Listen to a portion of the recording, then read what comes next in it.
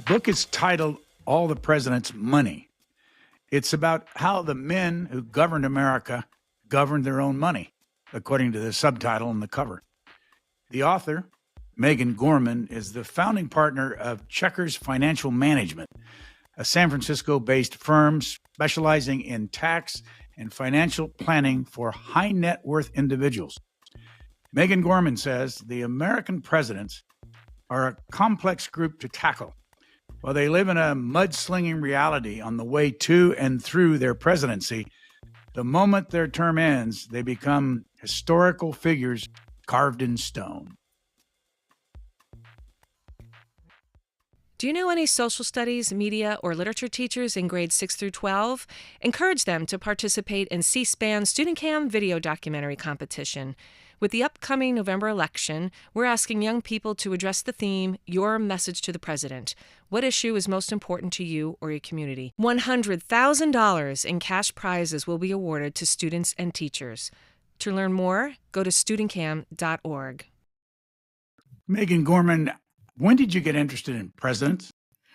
You know, I have to tell you, I have been interested in the presidents since I was 6 years old. I have always loved studying the presidents. And I was that little kid who used to go right into the library and right to the shelf where all the presidential books were and pulled off Lincoln, Kennedy, Roosevelt. And I just could never learn enough about them. They were just so fascinating to me. So when did you think that a book about finance and presidents would be of interest? You know, I think when you write a book, sometimes you write the book that you want to read.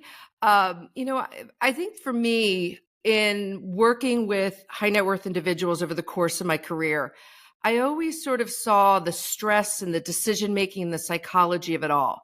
And what I would notice when I would read books about the presidents is that they were often, it would be mentioned briefly, like they bought a house or they changed jobs, but they never really delved into it. And I know from working with people, if you decide to have a financial transaction, how stressful it was.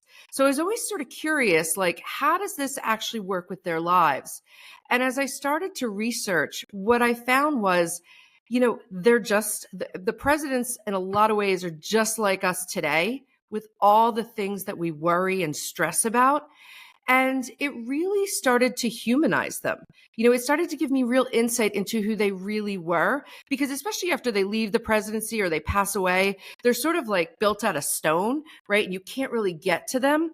But them talking about their money, them, Lyndon Johnson being up at 2 a.m. worried about money, all of a sudden, he felt very much in the room and very, very relatable.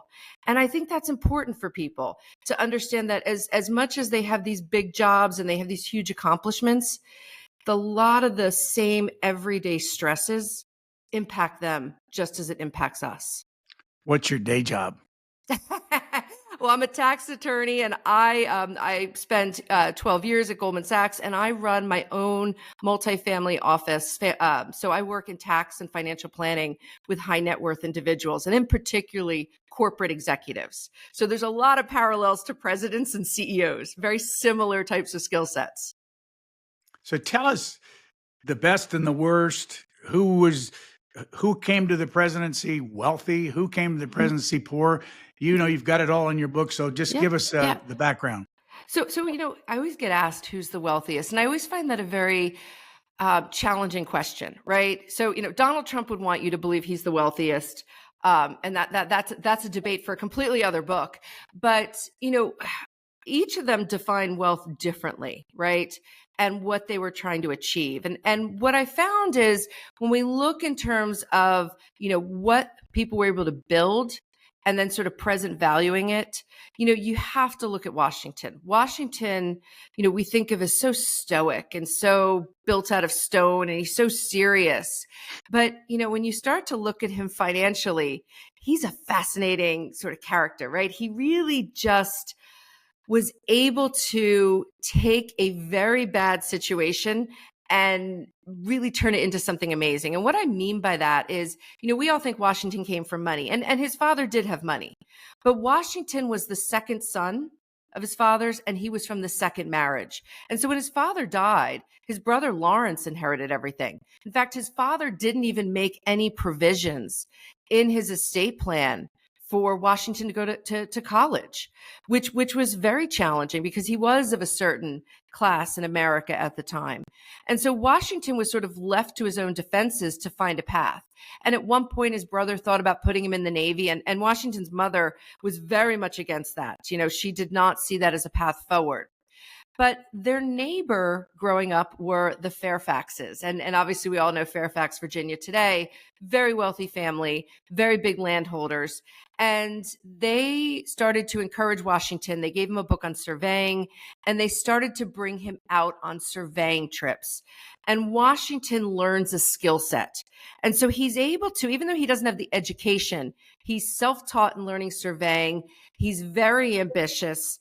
And he starts to use these relationships he has to build a surveying career. And he's not just surveying land, he's buying land. So this is incredibly important because it helps pull him up and build wealth. And so the other thing that happens to Washington, which really makes him incredibly wealthy, and he sort of sets the precedent because a lot of presidents follow in his path, is he marries up. He marries a wealthy widow, Martha Custis, and she has more assets than he does. And so by marrying her, he becomes one of the wealthiest people in the colonies.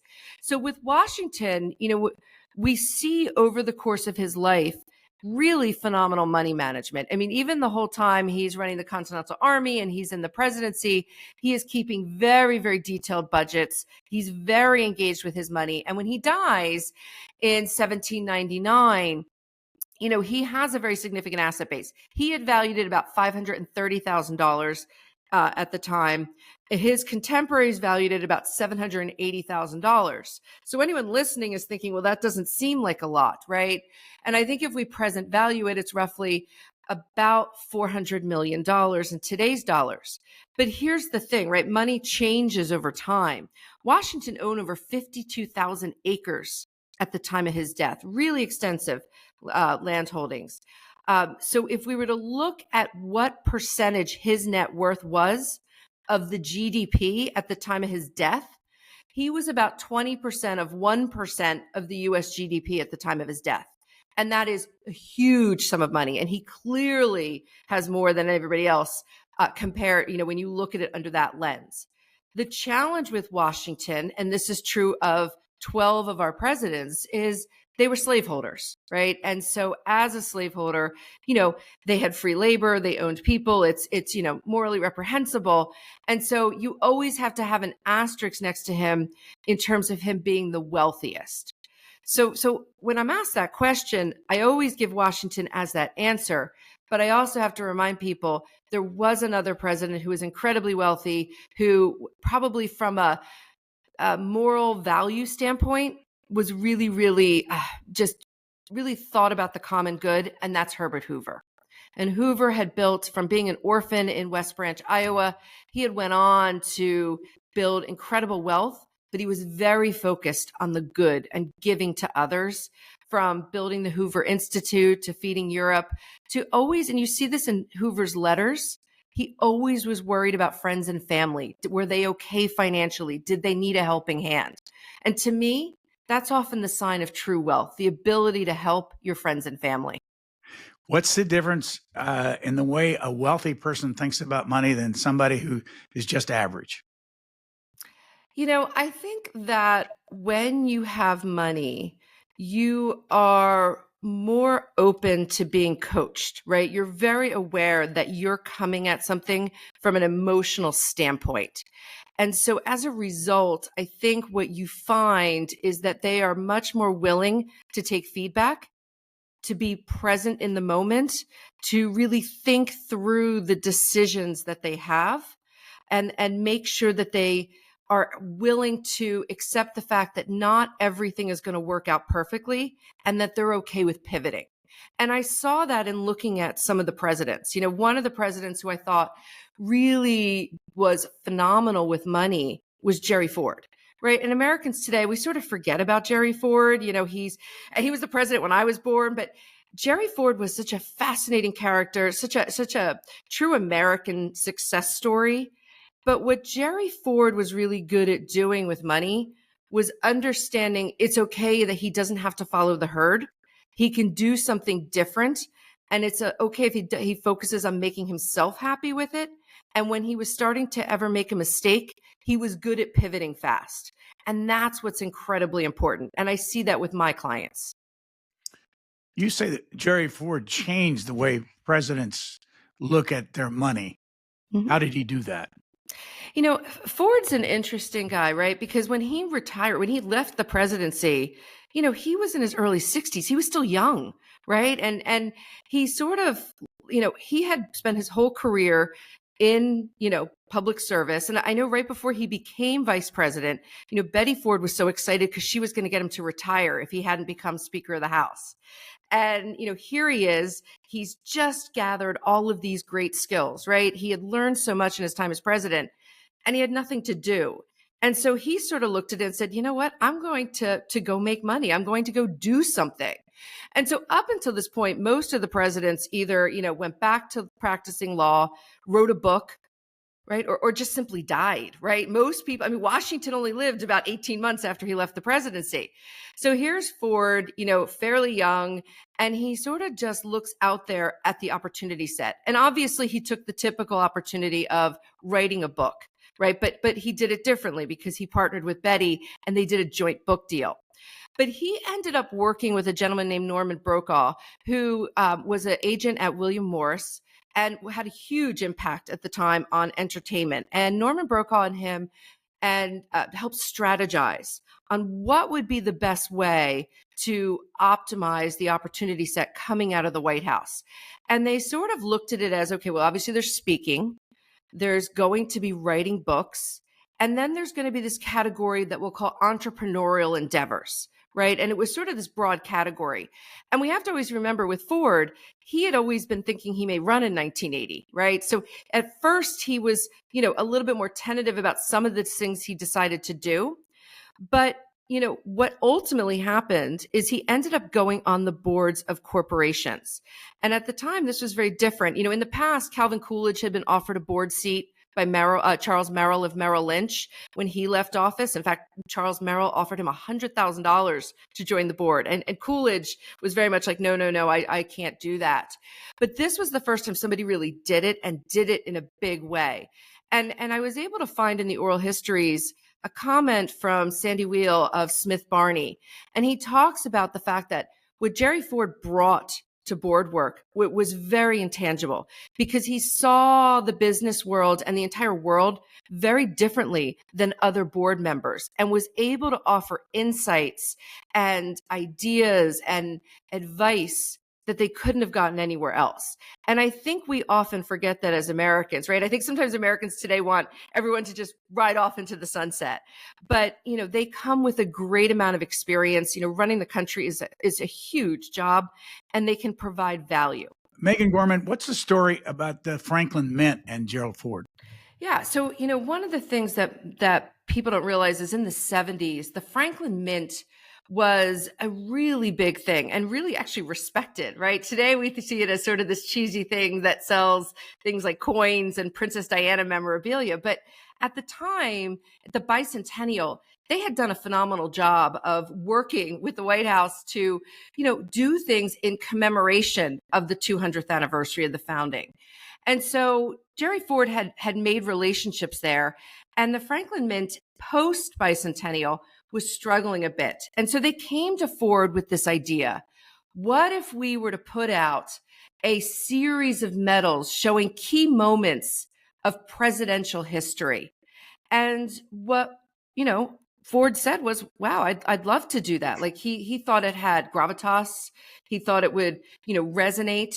And of course he does this, and he gets a lot of blowback. He gets a lot of blowback, and he's told it's tacky. And, you know, Jerry Ford, you know, if he hadn't been vice president, nobody would have cared anything about like things like his memoirs. Who does he think he is? So people were offended, or at least the press was. And so he never did anything entrepreneurial like that again. He backed away from it. But, it's so funny now to look at it with a lens 50 years later because, we have had presidents now endorse Bibles and wine and so on. So we obviously have moved away from that point. Not saying today it's seen as any less tacky, but Ford really took the feedback from the public because I think he had a high degree of respect of what the presidency meant. And he was a patriot and he just didn't want to desecrate the image of the presidency. So he was good at moving away. And I bring this up because Ford in the White House, he's a fascinating guy because, when he first became president, the first week, the family was still living in the family home in Virginia and he was still living paycheck to paycheck. He had to ask, when am I going to get paid? And so when he left the White House, his net worth was about $200,000. They had like a condo in Vail. They had his pensions. They didn't have a lot of assets, him and Betty. And at the time of his death, in 2006, and then Betty's death in 2014, they had an asset base in the range of $8 million. So truly an American success story because they were really able to grow their assets. Here's one quick line from your book. Many thought Joe Biden was crazed about his home. Yes. So, you asked me who's some of the least wealthy or more challenged presidents. And, Joe Biden, gets a lot of bad press today for a variety of reasons financially. But Joe Biden is an individual who, really grew up with not a lot of money. And then just as he's coming into his being of senator and, having success, he goes through a horrible trauma. A trauma of losing his wife and his daughter, as we all know. And obviously his two sons were severely injured in the car accident that took his wife and daughter's life.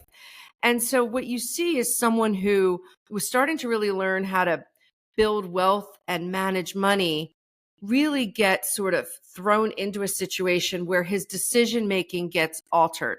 And in the actual academic practice of financial planning, when you work with people with trauma, your goal is to slow down decision making, to make them move or think through the decisions, really challenge them. But in Biden's case, he had just become senator. He's father of these two young boys. There's a freneticness that goes on. And he had always been obsessed with having a beautiful house in Wilmington, Delaware. And anyone who's been to Wilmington, Delaware will know it is stunning. It is, one of the areas of American aristocracy, and these houses are gorgeous. And so you hear him talk about, I drove around a lot at night looking at houses, and he ends up buying a house, which he could never really afford. And it's a DuPont estate that's falling apart. And it's got significant lands, it's got a structure, but it's the type of house that you need to have a lot of money, because today we would call it a project. It's a project house, and he doesn't have that liquidity to do so. But he buys the house and he sort of is constantly always trying to fix it up. And we see him do things like borrowing from his life insurance policies at time to deal with his illiquidity issues. And so Biden is one of these people that you see a lot. He's always borrowing from Peter to pay Paul. And he's never really got a firm grasp on his finances. And it's partly because he's made a decision to be a public servant. And so he's got a lot of these illiquidity struggles. And he's not the first president to struggle with illiquidity, right? I mean, Washington struggles with illiquidity. Jefferson, Madison, Monroe, this is a common theme with people who own a lot of real estate, but don't have a lot of cash flow. And so the other thing I would tell you about Biden is the house on Rehoboth Beach, which he has today, and it often is reported in the press that he's staying there.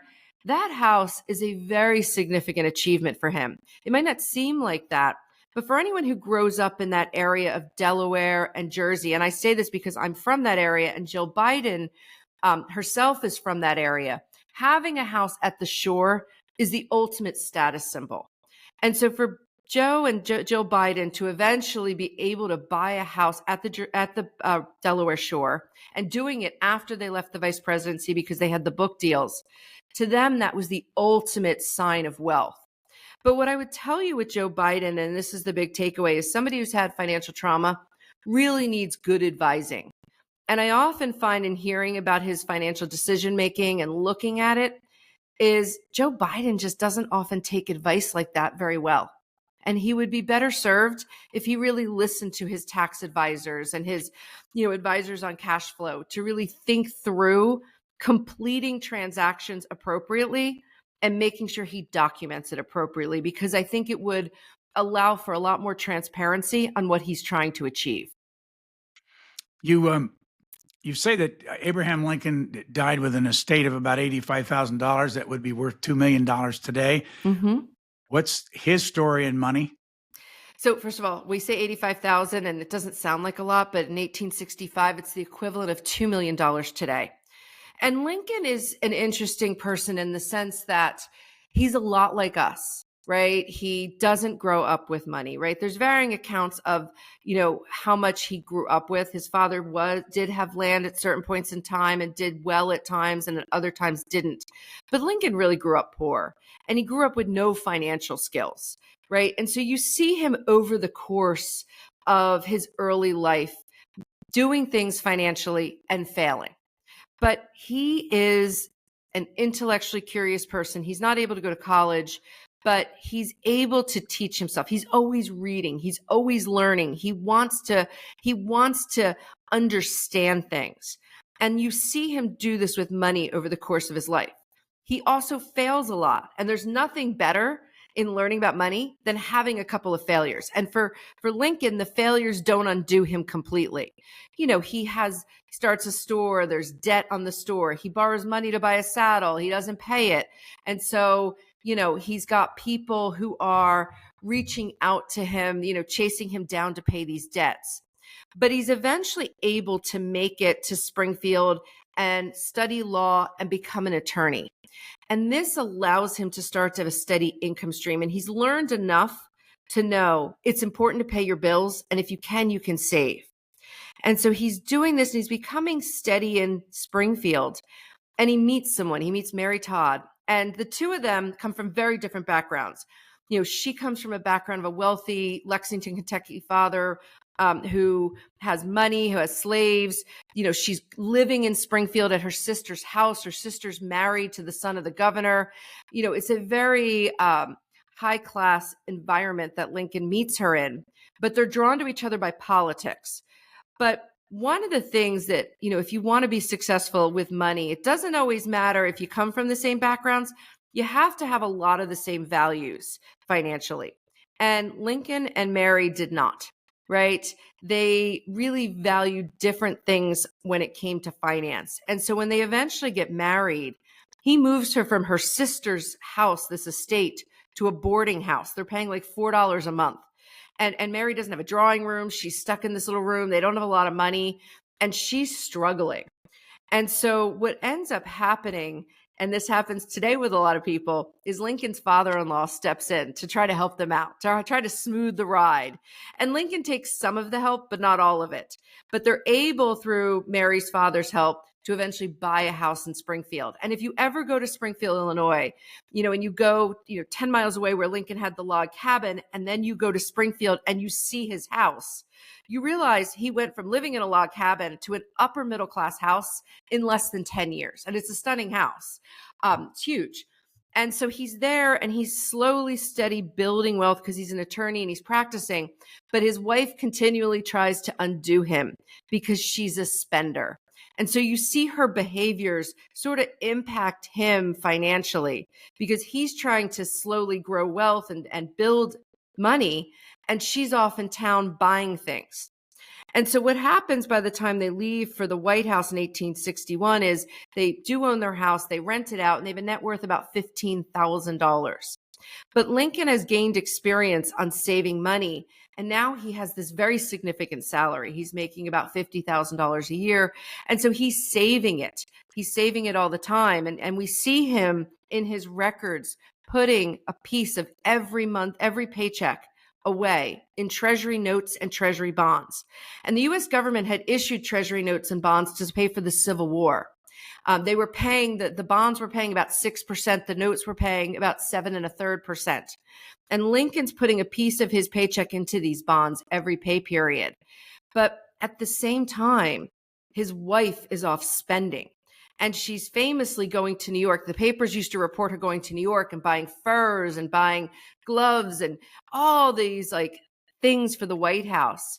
And, she's racking up these bills in New York. And she actually says to Mrs. Keckley at the time of the election, when Lincoln's up for reelection, I really need him to win, or he's going to figure out that we have all this debt. And so, the real tragedy of it all is we really don't get to know who Lincoln would have ultimately have been financially.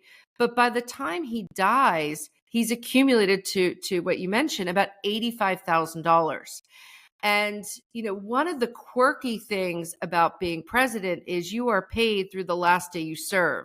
So if you're assassinated, you are paid through the end of that day. And so Lincoln, Garfield, McKinley, Kennedy were all paid through the end of the day of their assassination. But after that, at that point in time, there was no presidential pension. So once he passed away, and it was April 16th, 1865, Mary Todd Lincoln had no further income coming in from his role. But Lincoln made one mistake in a lot of what he did, and that is he did not have an estate plan.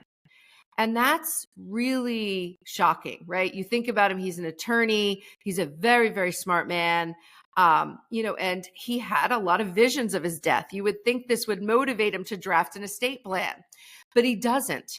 And so immediately upon his death, Robert Lincoln, his son, has to call for the Chief Justice of the Supreme Court to come help them gather the assets, because the other challenge they had is the man they had put in charge of their money in Springfield had actually passed away a few months before Lincoln. And so they really needed help in gathering the assets and figuring out what to do. And that's how we know the asset base was 85,000, is because, there was incredible accounting done. But without an estate, they had to really fall back on what happens when you die intestate, which is the spouse gets the spousal share. So Mary Todd Lincoln gets a third of the assets. Robert Lincoln gets a third, and the other son, Tad Lincoln, gets the other third. And Mary Lincoln, for the rest of her life, struggles financially. The Congress does give her some help, but over time, she's burning through what was left to her. And so, it's sort of interesting that the money that Lincoln was able to really build over the course of his lifetime doesn't really last her to protect her from herself. So he's a tremendous story and someone who learns how to build wealth, but he's also a good example of make sure you do your estate planning, because it is incredibly important. And I think Lincoln's, one of Lincoln's heroes was Washington. And Washington was someone who was very well versed in estate planning, served as executor for numerous estates. I think that's the one thing he didn't take away from Washington, which was you should have an estate plan. So 45 men have been president. Mm-hmm. Who did not get your attention and were excluded from your book? So first of all, a lot of them got my attention, but I had to cut a lot of them. So, you want to think about in doing this, presidents that would catch people's imagination, make people relate to them. And so, some of the presidents I didn't get to spend a lot of time on, and, which means there's always room for a second book, is James Madison, Andrew Jackson. I didn't get to spend a lot of time on people like Rutherford B. Hayes, people who I was interested in. And the reason I was focused on, was disappointed I couldn't focus on some of them, is because when you're picking presidents to look at their money, what you're also trying to understand is what is the opportunity set of that era, right? If you're Calvin Coolidge in the early 1900s and everybody's building houses and, they're able to get mortgages from the banks and they're buying these kits to build houses, and you don't buy a house, you're trying to understand why didn't he do it, right? Because the opportunity set would have said, well, you should be building a house. You had the money to do it. You had the means, you had the access. And in understanding that he didn't buy a house meant I could understand some more of his psychology. And in Coolidge's case, he wanted to always appear conflict-free. He was a very thrifty individual. And I think when you look at it from a financial planning academic aspect, he had what we call financial anxiety, fear of sometimes taking a step to do something financially. So the presidents I didn't get to study, deeply, I'm disappointed, but there's always time for that. But there were also presidents I looked at that didn't make the book. So Chester Arthur, right? We don't think a lot about him, right? He's got, that mutton, if I said to most Americans, who's Chester Arthur, they'd look at me blankly. But if I said he's the guy with the mutton chops, they go, oh, I remember that guy, right? And he famously had 70 pairs of pants when he was in the White House, which is sort of what he's, remembered from more of a pop culture standpoint. But he was very interesting, grows up poor, father's a minister, very austere. And he, in turn, builds his wealth and is very flashy, right? He loves the good things in life, and he builds his wealth. He's a teacher at first, but then becomes an attorney, marries well, and gets into New York society, and obviously gets into has a professional relationship with Roscoe Conkling, one of the party bosses. And so he learns to navigate relationships incredibly well in terms of getting access to opportunity sets to build wealth, including being in charge of the port in New York. And what you see with him is very fine living. He has this beautiful brownstone in New York. He has beautiful clothing. He's involved in the top clubs in New York. And so for him, wealth is very much, forefront in sort of the high living, which I find fascinating because he grew up with just a very austere father. So there are stories like that, but I think his story is also reflective of the time, which was, if you had the right connections in that time period, you could find a lot of ways to make money, and it wasn't always perhaps the cleanest way to do it, but it gave you access to a nicer lifestyle. So there's a lot of presidents I didn't get to look at, but I think the ones that I did often gives us a good sense of if you could succeed at that time. And so one of the things that I think is challenging is we haven't really had any millennial or Gen X president yet. And of the candidates who are out there today, JD Vance is a millennial. Kamala Harris is often mistaken for a Gen Xer, but she's actually a boomer. She's a boomer. I think she's short Gen X by about 73 days. And so you're not seeing right now in any of the presidents some of the challenges we see financially.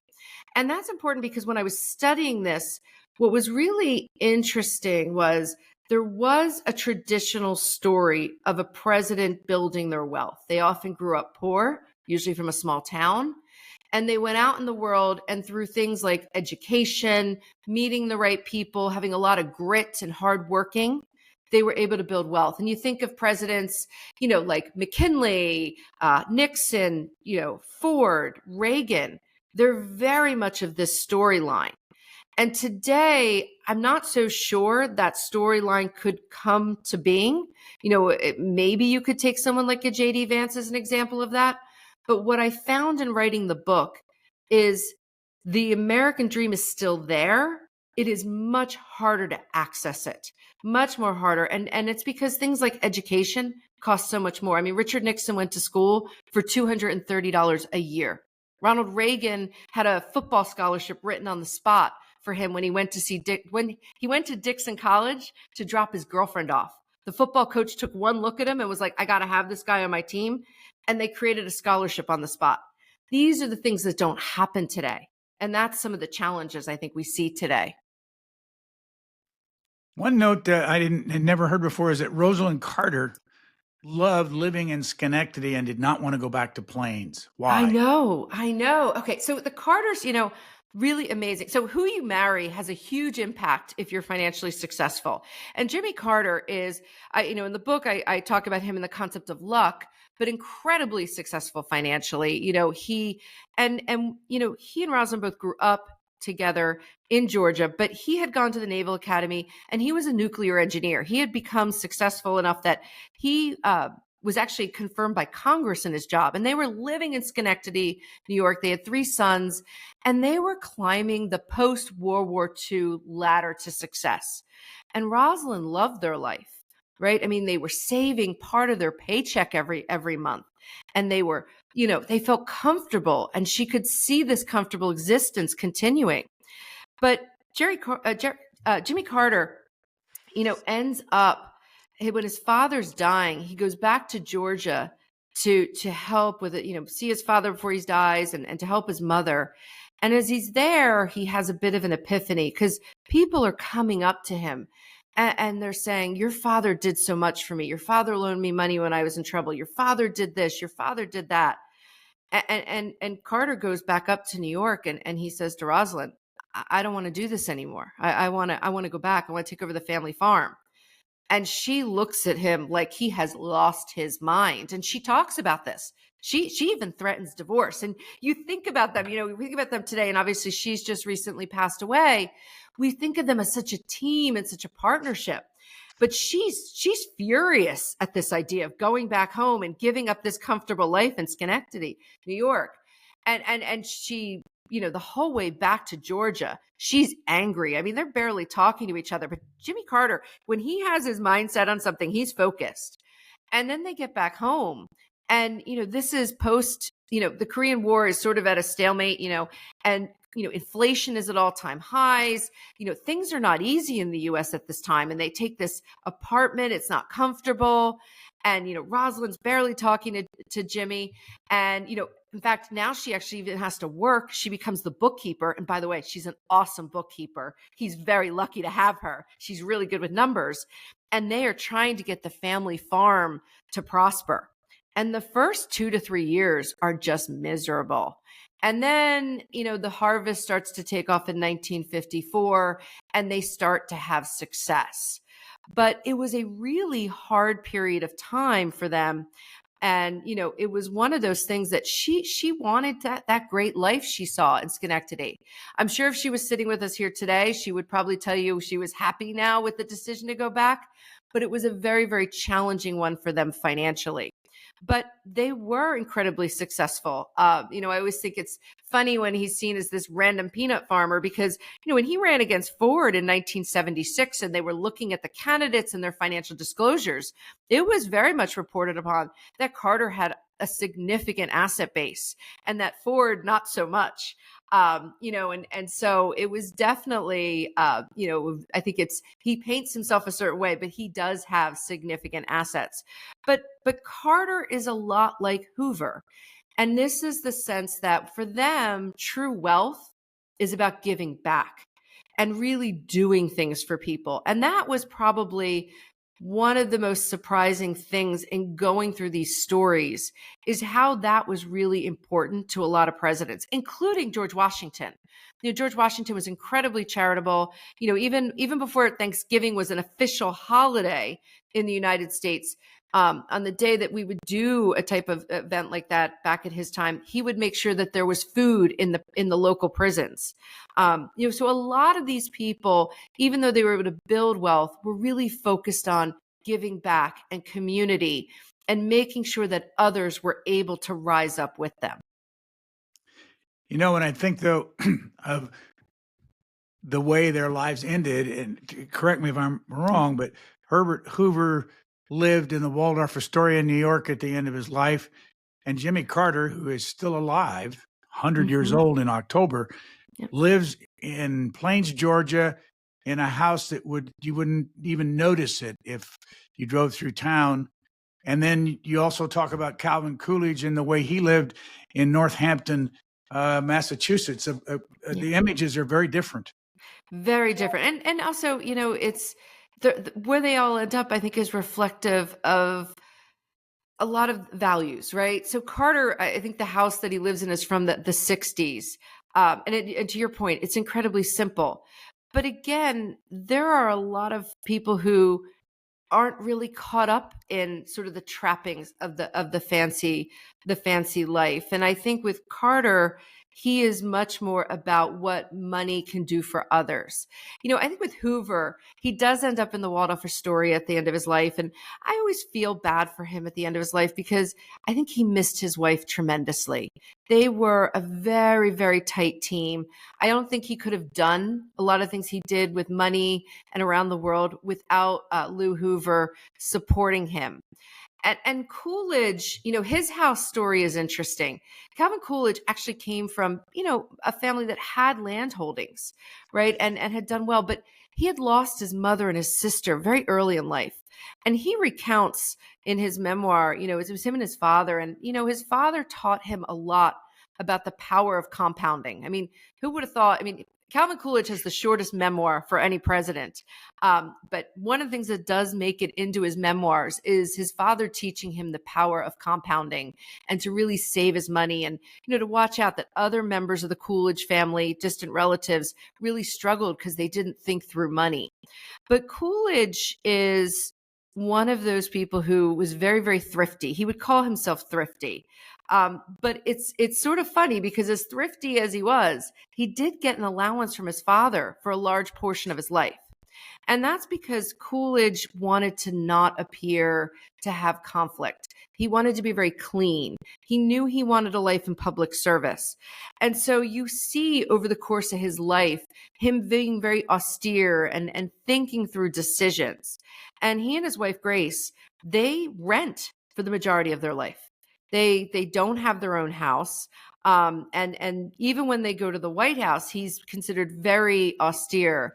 The White House, there was a White House housekeeper who wrote a book about that time period, and she was there with the Wilsons and the Hardings and so on. And she found Calvin Coolidge unbelievably, frugal, and it drove her crazy. So his frugalness, his thriftiness sort of permeates everything. And then he gets out of the presidency, and it's sort of interesting. He's given a very unique opportunity set. At the time in 1928, when he leaves the presidency, Charles Merrill comes to him and says, "I'd love for you to join my board. I'd love for you to be part of this. Merrill Lynch, we pay you $100,000 a year." And Coolidge is like, "Look, I can't really offer anything to being on the board," which is funny because Jerry Ford, as we know years later, feels that he can offer a lot and does offer a lot.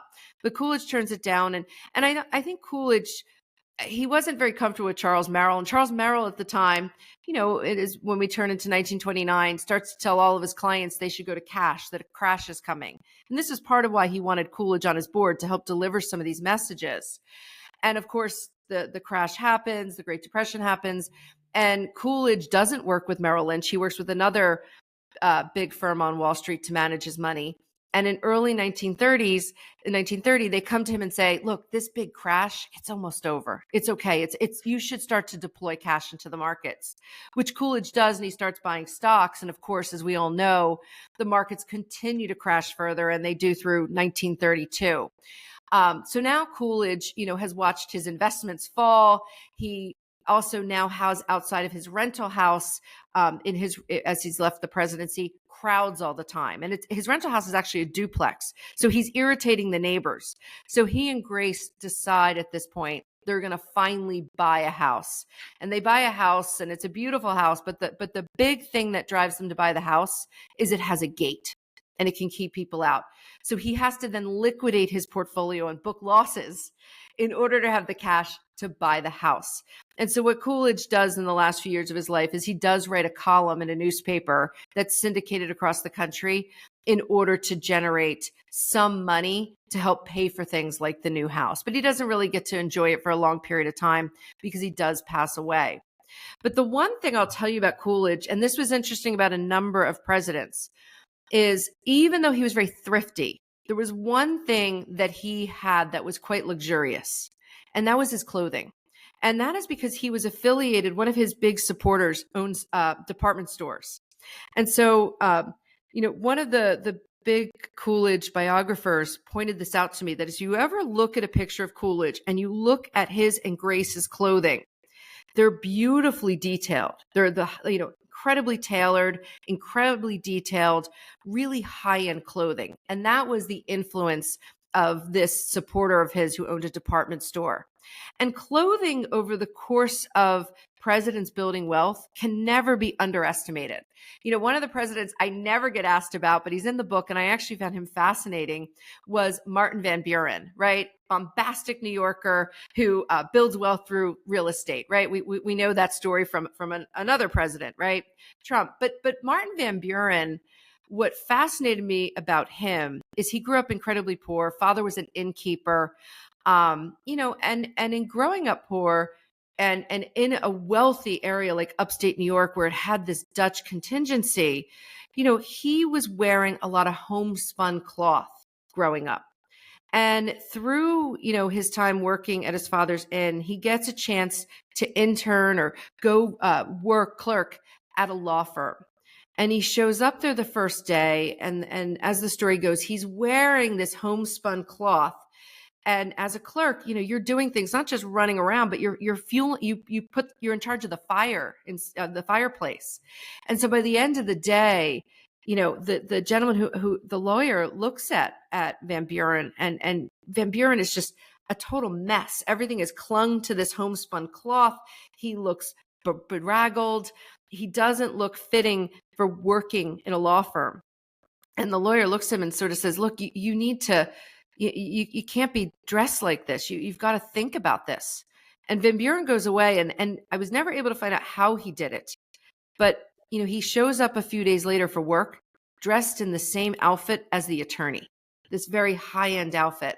And it changes everything for him, because he gets to be seen very differently, not as the poor innkeeper's son, but as an up-and-coming clerk who can eventually become a lawyer.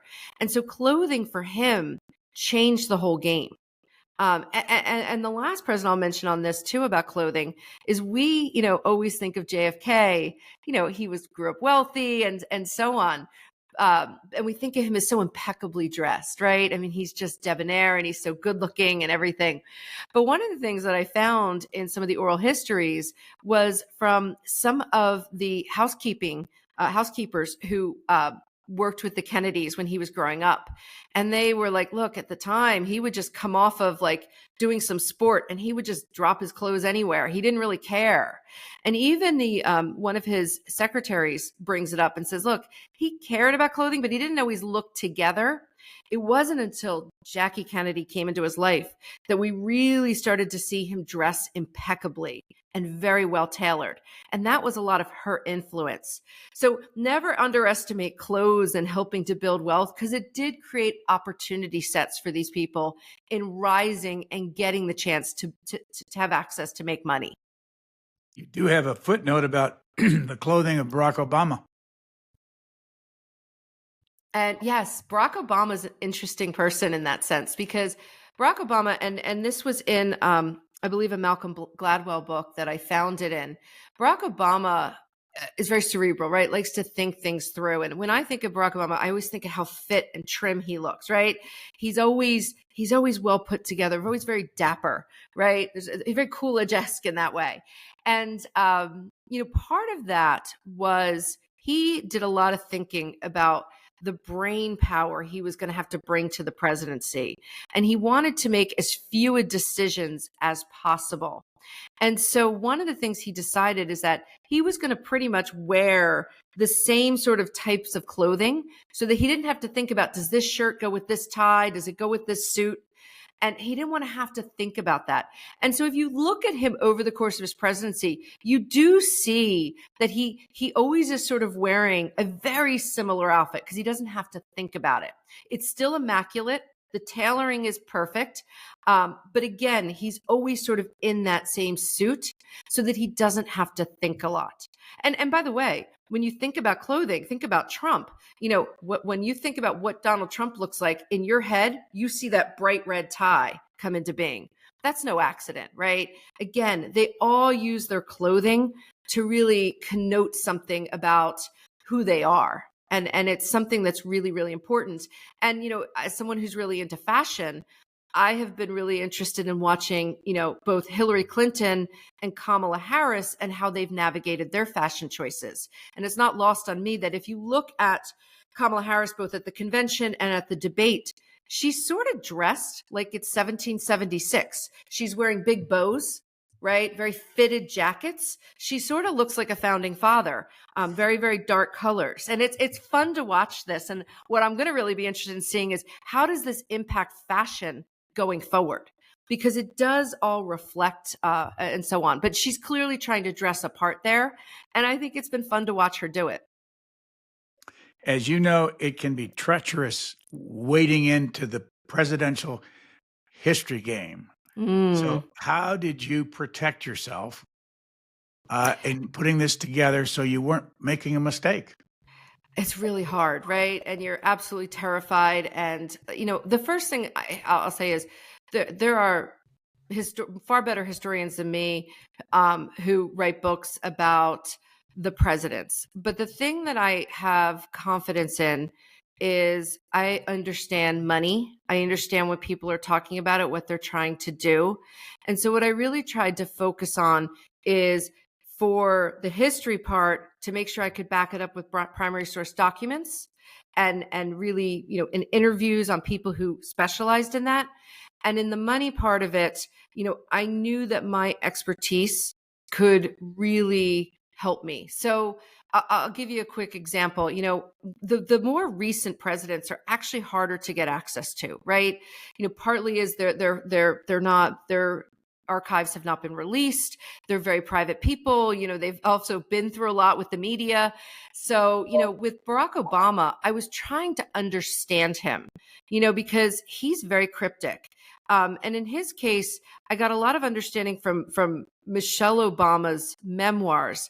But the other thing was in just going into the tax returns and really understanding. And he gave this speech, when he was first running about how he and Michelle still had student loans and it was really, really difficult for them. And they could relate to the crowds of young people who were in front of them because they were all in this together with this huge debt they got from their education. But when you actually started to carve through the Obama tax returns, what you saw was, he had written his book in 1996. He had gotten a $40,000 advance and it had been moderately successful, right? But there's no money in books unless you're famous and you get these big advances. But when he ran for Senate, they reissued the book. And so if you watch the history on his Schedule C of self-employment income, of the royalty income coming in, you start to realize that by the time he was running for president, they had started to really accrue wealth. And probably one of his biggest income years from the book was the year he won the presidency. And so for the time period I had access to his tax returns, he made over $16 million from his book. And that was really interesting to me because it told me, one, that the book, he was reporting it, he was showing the income, but also told me that he was telling his tax preparers, look, show the royalties, clearly show the agents getting paid and the attorneys getting paid, but keep it very clean. Don't show me running any other expenses through this. Just show it as pure royalty income. It's very austere. And so it was very clear that he knew he had this big income, but he didn't want to show himself sort of taking advantage of other things in the tax code, like expenses he could have run against the income. So those are the things of expertise I could bring. And, it's just hard. It's actually really hard, Brian. And, you sort of feel naked putting a book out there on history. And you hope you get it right. And if you get it wrong, you hope you can take the criticism gracefully and find a way to correct it for the next time. You show that Schedule C gross income chart from Barack Obama on page 49. And in 2009, as he was becoming president, 5.6 million. Yes. And another big year was 2007. That's after the book came out back in, when he was a senator. That was a $4 million year. So 60. What about during this time period, you had as we talked earlier about a day job. How did you find the time to do this book, and how much traveling did you have to do? Yeah, so I started the book in pandemic. So traveling to the libraries were really, really, really difficult because a lot of them were closed. The archivists were working. So in order to do the book, what I had to do was I had to read books on each president, but I was reading them and I was looking for like numbers or for like a comment, like they took a job, they bought a house, they got married, right? And then I would go and look into the primary source documents that happened during that time period, that the letters in particular. And that was able to help me work with the archivists to tell them what I was looking for. And what was fun, and I'll use FDR as an example, there was one biography on FDR that mentioned in one quick sentence, he liked to invest in, really random things like lobsters and dirigibles. So I literally had to reach out to the FDR library, and I was like, look, I'm coming to visit. I want to look up the lobsters. And God bless these people, because it was a wacky request, and they're like, the lobsters, and I sort of explain it, and they're like, okay, we can give you access to some of the private records, the family records, and we can look for it together. And so I show up there, and I'm in the archive room, and I'm laughing because everybody else around me is looking for like World War II, the Depression, Social Security, and I'm looking for the lobsters. And we do find the file, and the file was huge on all the correspondence. And what the lobsters are is FDR in 1921, he liked to invest. He's like people today, like he would hear a great idea and be like, let me throw money at that. And he invested in this business in Maine where they were going to bring lobsters to people all around the country. And it sounded like a great idea, right? Like, oh, fabulous, right? You could be in Minnesota and you would have lobster for dinner.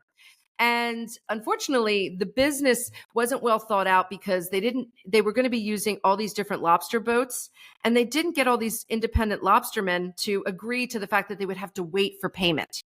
Okay. And so the business goes through a number of challenges. And what was striking about the correspondence was most of the correspondence was Louis Howe, who was a journalist and obviously one of the power brokers behind FDR, writing the letters, trying to navigate this investment because they kept asking for more money to help the investment grow. And what was striking to me, Brian, was the dates of the letters were 1921, 1922, 1923. And if you think about what's going on with FDR in this time period, this is when he contracts polio and he's going through the struggle of his life, right? And, anything like Jeffrey Ward is an amazing historian, is writing about this struggle. And, when you read his books, you see that FDR is spending all of his time trying to figure out how to survive. And then I'm looking at the lobster letters going, oh my God, Louis Howe's trying to make sure that this investment goes okay for FDR. So, it was interesting to go in and find documents that were going on when so much other things were happening in their lives. And one of the most amazing things that happened to me at the FDR library is while I was there, one of the archivists came up to me and she said, look, we got this box in during, the pandemic, and we really haven't had a chance to categorize it, but it came in from an insurance company.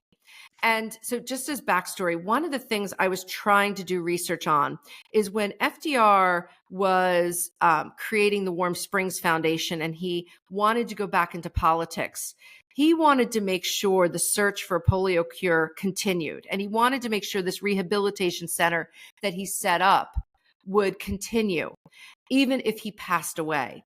And so he and Basil O'Connor came up with this idea that they would have the Warm Springs Foundation buy life insurance on FDR. And so they went out and got a number of insurance companies to insure him. And FDR gives an interview to the press where he's like, the insurance companies thought I was so healthy that even though, I'm here and I'm in my late 40s and I'm being told I have the body of a 30-year-old, right? Well, I opened this box and there are all the life insurance applications from this one insurance company with his actual signature on it. And what you find in this box are all these telegrams. And it's the underwriters of all these insurance companies writing each other saying, are you going to do this? Are you going to insure him? Or who's doing this? Because no one wanted to be the first to insure him. And he was asking for a lot of money. He wanted to be insured for $500,000 or the equivalent of $10 million today. And finally, one of the insurance companies says, okay, we're going to do it. We'll write him for $50,000. And so it sort of was like a set of dominoes falling. And you see these telegrams saying, okay, we'll write him as well. We'll do the underwriting. But FDR never should have been underwritten. And then, of course, in the box was a telegram dated April 13th, 1945, which was from the insurance agent to the underwriting saying, we need to process the claim. He's passed away. So it was really fun, interesting stuff like that. And, by chance, this archivist had found the box, and I feel very, very fortunate that she was able to give it to me. Megan Gorman, we're out of time. Where are you talking to us from today? Today, I am in Newport Beach, California. How long have you lived there? I have been here for 18 years, but I'm originally from New Jersey. So, I'm all over all the time. So, I'm right here by the Nixon Library, and where Nixon came to 50 years ago when he left the White House. And you have a law degree from Rutgers. And I do. how much have you used that law degree in giving financial advice over the years? My practice requires me to do a lot of tax and estate planning with very, very wealthy individuals. I do very intricate estate planning. It's been a tremendous help, right? In working with really complex techniques to move wealth. It's been incredibly valuable, and I've been very fortunate to use it in that way. How big is your firm in people, or do you work alone? Oh, God, no. I'm very fortunate to have a team. There's 18 of us. We have 2 offices, one in San Francisco and one in Irvine. We work with clients on all facets of their money. So we do their estate planning, their tax planning, and tax preparation. We also run their investments. So, I believe we work with 175 families. We manage over $1 billion. And so, we're really, really connected with our clients. Most of our clients have been with us for over 10 years. How wealthy does somebody have to be in order for you to take their business? I would say there needs to be something to work on. So it depends. It depends on what the estate tax unified credit is, right? So, I would tell you, for me to make a real difference with some of the clients, I really need to be working with asset bases north of 30 million. And that's because, where we are in the estate tax code today, today under Donald Trump's law, we can pass, a married couple can pass 27 million tax free.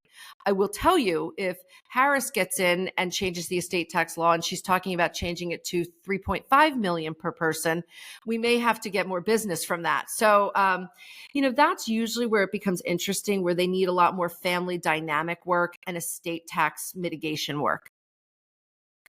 The book is called All the President's Money: How the Men Who Governed America Governed Their Money. And our guest has been Megan Gorman, and we thank you for your time. Brian, thanks for having me on. It's a true honor to be interviewed by you. Thanks for listening to the Booknotes Plus podcast. Please rate and review Booknotes Plus, and don't forget to follow so you never miss an episode. Questions or comments, we would love to hear from you. You can email us at podcasts@c-span.org.